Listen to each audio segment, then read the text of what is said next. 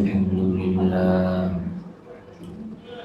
الحمد لله نحمده ونستعينه ونستغفره ونؤمن به ونتوكل عليه ونعوذ بالله من شرور أنفسنا ومن سيئات أعمالنا من يهده الله فلا مضل له ومن يضلله فلا هادي له ونشهد أن لا إله إلا الله وحده لا شريك له ونشهد أن سيدنا وسندنا وحبيبنا وحبيب ربنا وطبيبنا وطبيب قلوبنا ومولانا محمد الذي أرسله الله تعالى إلى كافة الناس بشيرا ونذيرا وداعيا إلى الله بإذنه وسراجا وقمرا منيرا أما بعد فأعوذ بالله من الشيطان الرجيم بسم الله الرحمن الرحيم وإذا قيل لهم آمنوا كما آمنوا بما أنزل الله قالوا نؤمن بما أنزل علينا ويكفرون بما وراءه وهو الحق مصدقا لما معهم قل فلم تقتلون أنبياء الله من قبل إن كنتم مؤمنين ولقد جاءكم موسى بالبينات ثم اتخذتم العجل من بعده وأنتم ظالمون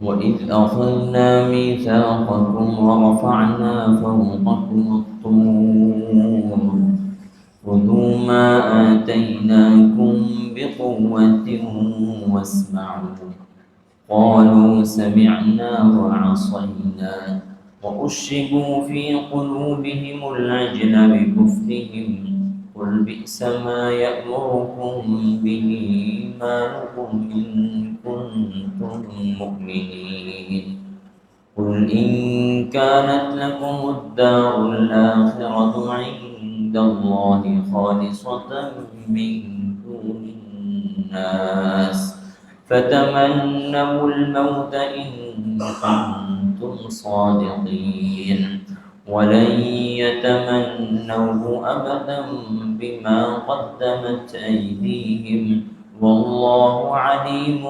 بالظالمين ولتجدنهم أحرص الناس على حياة ومن الذين أشركوا يود أحدهم لو يعمر 1000 سنة وما هو بمزحزحه من العذاب أن يعمر والله بصير بما يعملون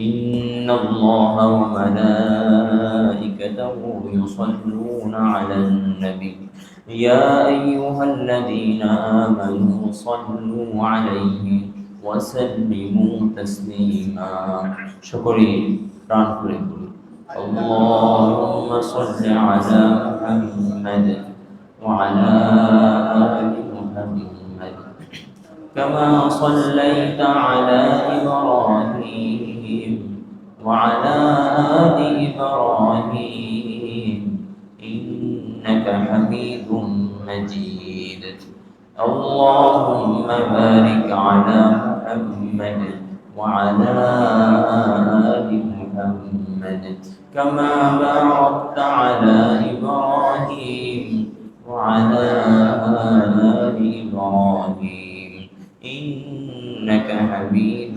مجيد বাইতুল জান্নাত জামে মসজিদে উপস্থিত সম্মানিত মুসল্লিয়ানে কেরাম, মুরব্বিয়ানে আযম, আমার যুবক ভাইয়েরা, পর্দার আড়ালে থাকা মা ও বোনেরা, আল্লাহ রাব্বুল আলামিনের দরবারে অসংখ্য অগণিত শুকরিয়া জ্ঞাপন করছি। আল্লাহ রাব্বুল আলামিন আমাদেরকে দুনিয়ার শত ঝামেলা, শত ব্যস্ততাকে উপেক্ষা করে কোরআন মাজিদের ভালোবাসা এবং কোরআন মাজিদের নূর যাতে আমাদের অন্তরে বৃদ্ধি পায়, আমাদের জীবনকে যেন কোরআনের আলোয় আলোকিত করতে পারি। এই জন্য আমাদেরকে সাপ্তাহিক তাফসীরুল কোরআন এই প্রোগ্রামে উপস্থিত হয়ে কোরআন মাজিদের হেদায়েতমূলক কিছু আলোচনা শুনবার তৌফিক দান করেছেন। এই জন্য হৃদয়ের সব রূপণ ভালোবাসা উজাড় করে দিয়ে আল্লাহ রাব্বুল আলামিনের শিখানো ভাষায় বলি কালিমাতে শুকর, আলহামদুলিল্লাহ। কোরআন মাজিদ আলোকময় গ্রন্থ, এর সান্নিধ্যে যে আসে তার জীবনকে আলোকময় করে দেয় কে? আল্লাহ। দুনিয়ার প্রেক্ষাপটে আমরা দেখি, যদি আতর বিক্রেতার দোকানে যাওয়া হয় তাহলে কিসের গ্রাম আমরা পেয়ে থাকি? আতরের গ্রাম পেয়ে থাকি। একইভাবে কোরআন মাজিদ হচ্ছে হেদায়েতের উৎস, আলোর উৎস, নূরের উৎস। কোরআন মাজিদের সান্নিধ্য আমি গ্রহণ যতটুকু বেশি করব, যত বেশি সান্নিধ্য আমার জীবনে আসবে, তত বেশি আমার জীবনটাকে আলোকময় করে দিবে কে? আল্লাহ তাআলা। এই কোরআন যেভাবে আমার দুনিয়ার জীবনকে সুন্দর করবে, একইভাবে কোরআন মাজিদ আমার পরকালীন জিন্দেগিও কি করবে? সুন্দর করে দিবে। এই জন্য কোরআন মাজিদের হেদায়েতের বাণী এবং কোরআন মাজিদের আলো গ্রহণ করার জন্য আমরা প্রস্তুত আছি তো ইনশাআল্লাহ।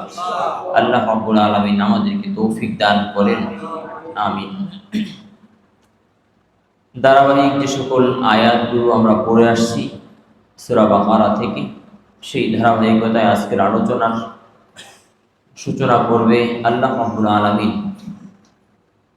ইয়াহুদীদের কার্যকলাপ সম্পর্কেই আলোচনা চলে আসছে। সূরা বাকারার বহুদূর পর্যন্ত ইয়াহুদীদের বিভিন্ন কার্যকলাপ নিয়ে আলোচনা। এই বিষয়গুলোকে আল্লাহ রাব্বুল আলামিন কোরআন মাজিদে পেশ করার মধ্য দিয়ে আমাদেরকে জানান দিচ্ছেন, আমাদেরকে উপদেশ গ্রহণ করবার জন্য আহ্বান করছেন যে তোমাদের লাইফ যেন ইয়াহুদীদের মতো এতটা অসুন্দর না হয়, এতটা খারাপ না হয়ে যায়। এই সকল জায়গাগুলো থেকে উপদেশ নিয়ে নিয়ে নিজের জীবন থেকে এই সকল বিষয়াবলী রিমুভ করে দিবে, মুছে দিবে। পারবো তো ইনশাআল্লাহ? আল্লাহ তৌফিক দান করেন, আমিন। তাদের একটা খারাপ দিক ছিল, ওয়াইদা কিলা লাহুম আমিনু বিমা আনজালাল্লাহ, যখন তাদেরকে আল্লাহর কিতাবের দিকে আহ্বান করা হতো, তাদেরকে বলা হতো আল্লাহ যা অবতীর্ণ করেছেন ওই কিতাবের প্রতি বিশ্বাস স্থাপন করো, ঈমান আনো। এটা তো উদাত্ত আহ্বান ছিল, কিন্তু ওরা জবাবে বলতো ক্বালু নুমিনু বিমা উনজিলা আলাইনা ওয়া ইয়াকফুরুনা বিমা ওয়ারাআ, আল্লাহ যা অবতীর্ণ করেছেন তার প্রতি ঈমান আনয়ন করো, তাকে বিশ্বাস করো, আল্লাহকে এক বলে স্বীকারোক্তি পেশ করো। জবাবে তারা বলতো না, আমরা সেটা করব না, বরং আমাদের ব্যাপার হচ্ছে আমাদের উপরে যা অবতীর্ণ হয়েছে আমরা কেবল তার উপরই ঈমান আনব, আর যে সকল গ্রন্থ আমাদের উপরে অবতীর্ণ হয় নাই সে সকল গ্রন্থের প্রতি আমরা ঈমান আনব না, আমরা সেটাকে পিছনে ছুঁড়ে ফেলব, আমরা তাকে প্রত্যাখ্যান করব। এই ছিল তাদের অন্যতম মতাদর্শ। তার মানে হচ্ছে আমরা কেবল তাওরাতকে বিশ্বাস করব, তাওরাত ছাড়া যত গ্রন্থ আছে সেগুলোর প্রতি আমাদের অকুণ্ঠ চিত্তে আত্মসমর্পণ থাকবে না। আচ্ছা, ঈমান আনার জন্যে, মুমিন হওয়ার জন্যে শুধু সে যেই নবীর উম্মত তার কিতাবকে বিশ্বাস করতে হয়, না কোনো আল্লাহ রাব্বুল আলামিন যত কিতাব যত গ্রন্থ অবতীর্ণ করেছেন সবগুলোকে বিশ্বাস করতে হয়। কি বলেন? সবগুলোকে বিশ্বাস করতে হয়। এই জন্য ইয়াহুদি সম্প্রদায় তাদের এই বক্তব্যের দ্বারা তাদের ঈমান আছে না নাই? ঈমান থাকতে পারে? কিভাবে থাকতে পারে? এখানে তাদেরকে বলা হলো আল্লাহ রাব্বুল আলামিন যা অবতীর্ণ করেছেন সবটাই মানো, কারণ সবটাই কার গ্রন্থ? বলেন, কার গ্রন্থ? আল্লাহর গ্রন্থ। তা আল্লাহর গ্রন্থ যদি হয় আমার মানতে অসুবিধা কোথায়? অথচ তারা নিজেদেরকে মুমিন হিসেবে দাবি করত, নিজেদের ঈমানের বিজ্ঞাপন দিয়ে তারা বেড়াতো, আমরা মুমিন, আমরা পরকালীন জিন্দেগিতে জান্নাত যেটা সুন্দর সেটা আমাদের জন্য, পরকালীন জিন্দেগিতে জাহান্নাম আমাদের জন্য নেই। যদি আল্লাহ আমাদেরকে জাহান্নাম দেয়ও তাহলে অল্প কয়েকটা দিন, হাতে গুনে গুনে অল্প কয়েকদিন দিবে। এই ছিল তাদের দাবি। আল্লাহ রাব্বুল আলামিন তাদের এই দাবিকে তিনভাবে খণ্ডন করেছেন। কয়ভাবে? তিনভাবে খণ্ডন করেছেন। প্রথম খণ্ডনের ক্ষেত্রে আল্লাহ রাব্বুল আলামিন ইরশাদ করেন, ওয়া হুয়াল হাক্কু মুসাদ্দিকান লিমা মাআহু, যে তাওরাত যেমন অকাট্য, তাওরাত যেমন আল্লাহর পক্ষ থেকে অবতীর্ণ হয়েছে, নবীর উপরে অবতীর্ণ হয়েছে, তা আল্লাহ রাব্বুল আলামিনের অন্যান্য যে সকল আসমানি গ্রন্থ আছে ওই সবগুলো কার পক্ষ থেকে অবতীর্ণ? আল্লাহর পক্ষ থেকে অবতীর্ণ। এবং সেই গ্রন্থগুলো কোনো নবী কিংবা কোনো রাসূলের উপরে অবতীর্ণ হয়েছে। তাহলে তাওরাত যেমন অকাট্য, তাওরাত ছাড়া অন্যান্য গ্রন্থ বলি অকাট্য, বলেন, তাওরাত যেমন অকাট্য গ্রন্থ, তাওরাত ছাড়া অন্যান্য গ্রন্থ কি অকাট্য গ্রন্থ। তাহলে তাওরাত যেমন অকাট্য গ্রন্থ, কোরআন তেমনি ভাবে অকাট্য গ্রন্থ। তাওরাত যেমনি ভাবে অকাট্য গ্রন্থ, জাবুর তেমনি ভাবে অকাট্য গ্রন্থ। তাহলে তাওরাতকে মানতেছ, অন্যান্য গ্রন্থগুলো তো আল্লাহর পক্ষ থেকে অবতীর্ণ, সেগুলো মানতে সমস্যা কোথায়? যদি ঈমানের দাবি করছো, মুমিন বলে প্রকাশ করছো, আত্মপ্রকাশ করছো, তাহলে সেগুলো মানতে সমস্যা কোথায়? দ্বিতীয় খণ্ডন আল্লাহ রাব্বুল আলামিন করছেন যে কোরআন মাজিদ এটা তো সত্য, ওয়া হুয়াল হক, কোরআন কি সত্য। কোরআন মাজিদ সম্পর্কে ভবিষ্যৎবাণী তাওরাতে দেয়া হয়েছিল। কোরআন আগে এসেছে না তাওরাত আগে এসেছে? তাওরাত আগে এসেছে। তাওরাত আগে অবতীর্ণ হয়েছে মুসা আলাইহিস সালামের উপরে। সেখানে বলা হয়েছিল যে সামনে একজন নবী আসছে, ওই নবীর লক্ষণ হচ্ছে এই, নবীর আলামত হচ্ছে এগুলো। এবং তাওরাতের মধ্যে বলা হয়েছে যে ওই নবীর উপরে একটা কোরআন অবতীর্ণ হবে, ওই নবী একটা কিতাব নিয়ে আসবে। এখন আমি যদি কোরআনকে অস্বীকার করি তাহলে তাওরাত যে ভবিষ্যৎবাণী করছে সেটাকে স্বীকার করছি না অস্বীকার করছি? কি বলেন? তাহলে কোরআন অস্বীকার, তার মানে কোনটা অস্বীকার? তাহলে ইহুদি সম্প্রদায়, বনু ইসরাইল সম্প্রদায় যদি কোরআনকে অস্বীকার করতে যায় তাহলে তারা যে বলে আমরা কোরআন মানি না তাওরাত মানি, কথা কি ঠিক না বেঠিক? কি বলেন আপনারা? কথাটা বুঝতেছেন? কোরআন মানি না তাওরাত মানি এ দাবি কি সত্য হতে পারে? পারে না। কারণ তাওরাত বলছে কোরআন সত্য, তাওরাত বলছে কোরআন আসবে, তাওরাত বলছে বিশ্বনবী আসবে, তাওরাত আলামত লক্ষণগুলো বলে দিয়েছে।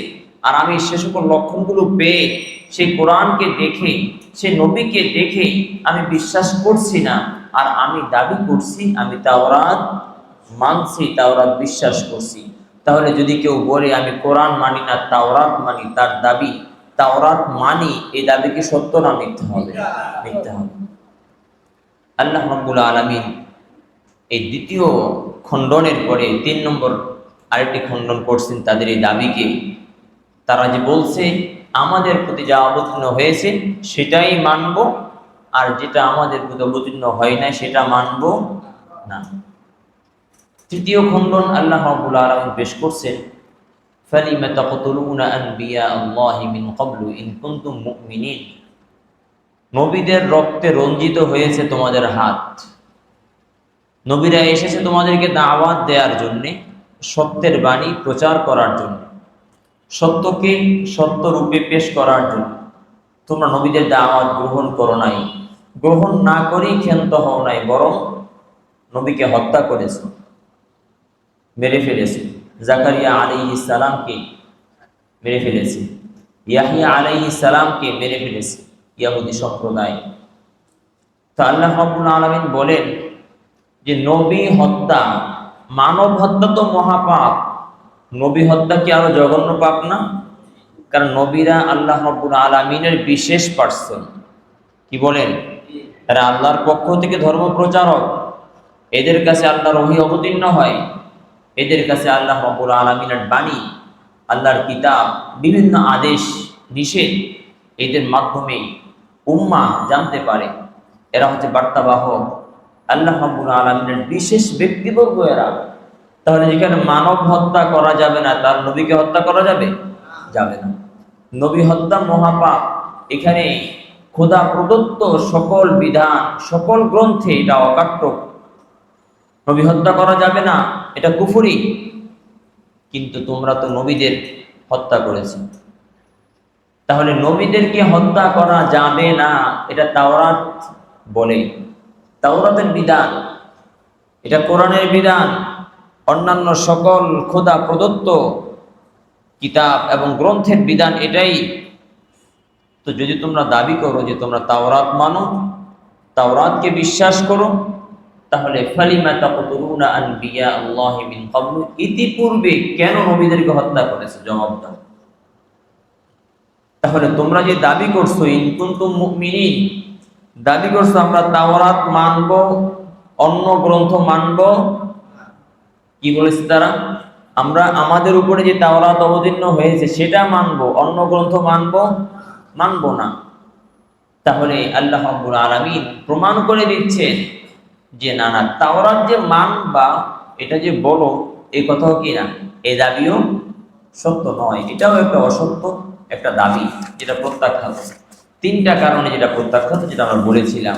একটা হচ্ছে তাওরাত যেমন অকাট্য, অন্যান্য সকল আসমানি গ্রন্থ অকাট্য, তাওরাত মানলে অন্যগুলো মানতে অসুবিধা কোথায়?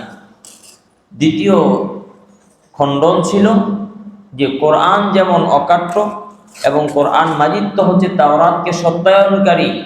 তাহলে যদি দাবি করো যে তাওরাতকে মানো, কোরআনকে মানো না, তাহলে কোরআনকে না মানলে তাওরাতকে মানাও হবে না। কারণ তাওরাত বলছে কোরআন আসবে, এখন তোমরা বলো যে কোরআন এটা তো আল্লাহ প্রদত্ত কিতাব নয়, তাহলে তাওরাতকে মানা হলো না। 3 নম্বর দাবি খণ্ডন ছিল, যদি তাওরাত মেনেই থাকো, তাওরাতের মধ্যে এসেছে নবীদেরকে হত্যা করা যাবে না। শুধু তাওরাত নয়, খোদা প্রদত্ত সকল গ্রন্থের দাবি একটাই, নবীদেরকে হত্যা করা কুফরির লক্ষণ। তাহলে কেন তোমরা নবীদের রক্তে তোমাদের হাত রঞ্জিত হয়েছে?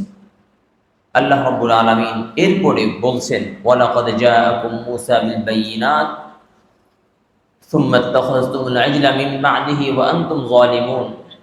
মূসা আলাইহিস সালামকে আল্লাহ রাব্বুল আলামিন অনেকগুলো মুজিজা দিয়েছিলেন। তার মধ্যে একটা মুজিজা ছিল মূসা আলাইহিস সালামের হাতে লাঠি ছিল। ওই লাঠি ছেড়ে দিলে কি হয়ে যেত? সাপ হয়ে যেত। এই লাঠি মূলত হচ্ছে মুজিজার লাঠি। মূসা আলাইহিস সালাম যখন সে মাদায়েন শহরে গিয়েছিলেন নবুয়ত প্রাপ্তির আগে, সেখানে তিনি শুআয়ব আলাইহিস সালামের কন্যাকে বিয়ে করেছিলেন।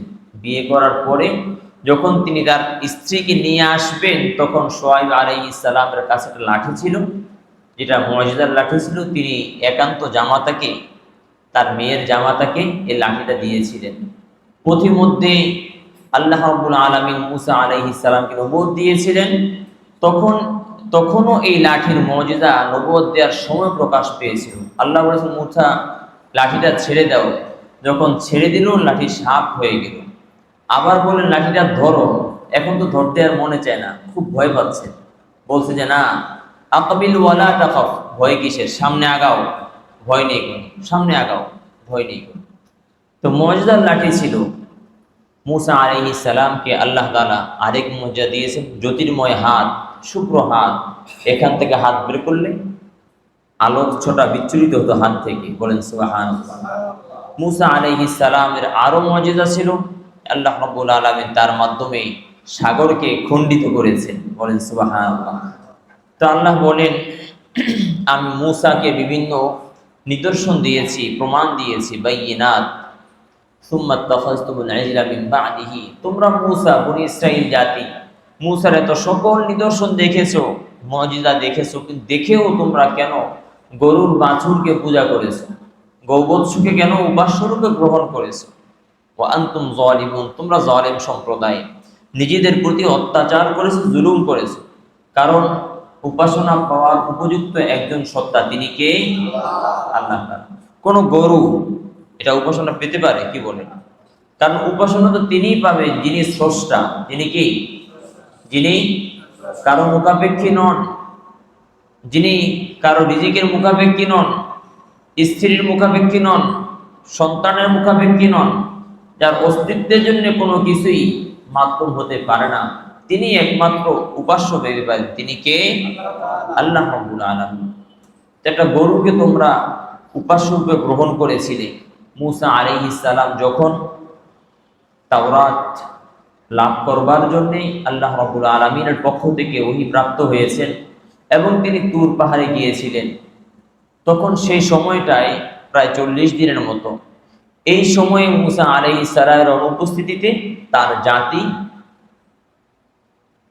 একটা গরু বানিয়ে ওটাকে তারা উপাস্য রূপে গ্রহণ করছিল। আল্লাহ রাব্বুল আলামিন তাদের এই পাপের জন্যে তাদের কাছ থেকে তওবা নিতে চাইছিলেন, কিন্তু যেমন তওবা চাওয়া হয়েছিল সেভাবে তারা তওবা করে নাই। শরীরের মধ্যে ক্যান্সারের জীবাণু আছে, কিন্তু এটাকে দূর করার জন্যে যেই পরিমাণ শক্তিশালী ঔষধ দরকার, মেডিসিন প্রয়োজন, আমি এর চেয়ে নরমাল দিলাম, তাহলে কি জীবাণু পুরোটা যাবে না রয়ে যাবে? কি বলেন? থেকে যাবে না? থেকে যাবে। তাদেরকে আল্লাহ রাব্বুল আলামিন বলেছেন তওবা করো। তাদের তওবার পদ্ধতি বিভিন্ন রকম ছিল। যে এক পদ্ধতি ছিল যে প্রত্যেকেই তার আপনজনকে মেরে ফেলবে, এটা তার জন্য তওবা। আবার আরেক পদ্ধতি ছিল যে বাস আল্লাহ রাব্বুল আলামিনের কাছে তওবা করবে। তো বিভিন্ন স্টেপ ছিল, স্তর ছিল ওদের তওবার, কিন্তু আল্লাহ রাব্বুল আলামিন যেভাবে চেয়েছেন তারা সেভাবে করেন নাই। আল্লাহ তাআলা বলেন, ওয়াইদ আখাযনা মিসাকাকুম ওয়া রাফা'না ফাওকাকুমুত তুর, যে আমি তোমাদের কাছ থেকে চুক্তি গ্রহণ করেছিলাম এবং আমি তোমাদের মাথার উপরে তুর পাহাড়কে উঁচু করে ধরেছিলাম তওবা নেয়ার জন্য, তওবা গ্রহণ করার জন্য। খুযু মা আতাইনাকুম বিকুওয়াতিন ওয়াসমাউ, অতএব আমি তোমাদেরকে যা দিয়েছি এটা তোমরা মজবুত করে, শক্ত করে ধরো এবং আমার বিধানকে শুনো, মানার চেষ্টা করো। কিন্তু তারা বলেছিল সামি'না ওয়া আসাইনা, শুনলাম অবাধ্য হলাম। কি বলেছিল তারা? শুনলাম অবাধ্য হলাম। ওয়া উশরিবু ফি কুলুবিহিমুল ইজলা বিকুফরিহিম, তাদেরকে যে বলা হয়েছিল তওবা করতে, যেহেতু তারা যেভাবে তওবা করতে বলা হয়েছিল সেভাবে তারা তওবা করে নাই, এই জন্য তাদের অন্তরের মধ্যে গৌবৎস প্রীতি, তাদের অন্তরে গরুর বাছুর পূজার যে একটা ভালোবাসা সেটা রয়ে গিয়েছে। উশরিবু ফি কুলুবিহিম, তাদের অন্তরে সিঞ্চন করা হয়েছে আল ইজল, গৌবৎস প্রীতি, তাদের কুফরের কারণে। আল্লাহ বলেন, কুল, আপনি বলে দিন হে নবী, বিসা মা ইয়ামুরুকুম বিহি ঈমানুকুম ইন কুনতুম মুমিনিন, তোমরা বাহ্যত দাবি করতেছো আমরা তাওরাতের অনুসারী, আমরা তাওরাতের বিশ্বাসী, আমরা আল্লাহর বন্ধু।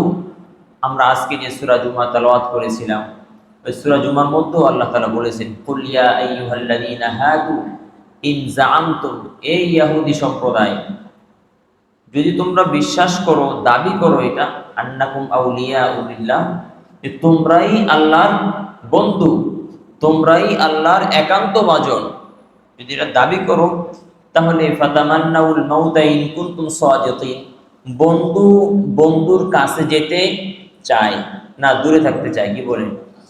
বন্ধু কি চায়? বন্ধু বন্ধুর কাছে যেতে চায়। তো আল্লাহ রাব্বুল আলামিনের তো একান্ত সান্নিধ্য গ্রহণ করতে হলে মৃত্যু লাগবে আমার, জান্নাত পেতে হলে কি করতে হবে? মৃত্যুবরণ করতে হবে না?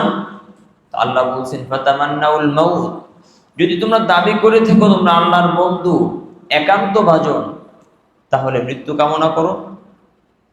ইন কুনতুম সাদিকিন, যদি তোমরা সত্যবাদী হয়ে থাকো। আল্লাহ পরেই বলে দিচ্ছেন যে না না না, ওরা কিছুতেই এটা কামনা করবে না। ওয়ালা ইয়াতামান্নাউনাহু ওয়ালা ইয়াতামান্নাহু আবাদান বিমা কদ্দামাত আইদিহিম, ওরা যে সকল কাজকর্ম করেছে ওদের কৃতকর্মের যে শাস্তি, মনে মনে ভয় আছে। মনে কি আছে? ভয় আছে।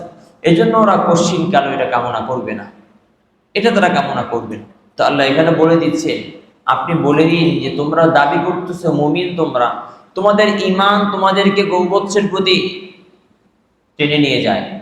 তোমাদের ঈমান তোমাদেরকে আল্লাহ থেকে বিমুখ করে একটা গরুর বাছুরকে পূজা করতে উদ্বুদ্ধ করে।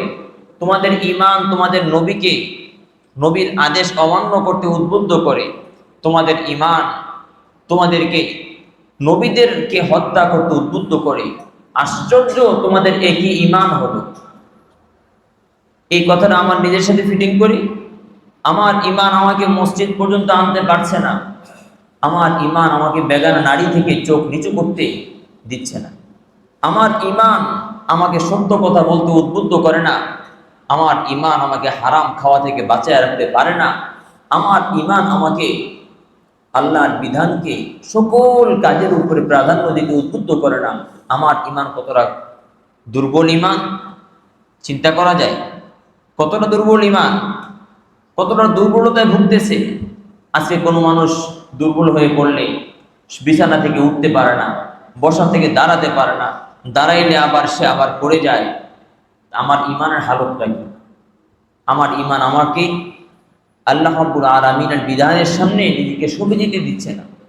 আমার ঈমানের অবস্থাটা কি? আমার এক ভাই পাশে, সে নামাজ না পড়ে সে জাহান্নামের ইন্ধন হয়ে যাচ্ছে। সে সুদ খেয়ে খেয়ে, ঘুষ খেয়ে খেয়ে সে তার জীবনকে বরবাদ করছে।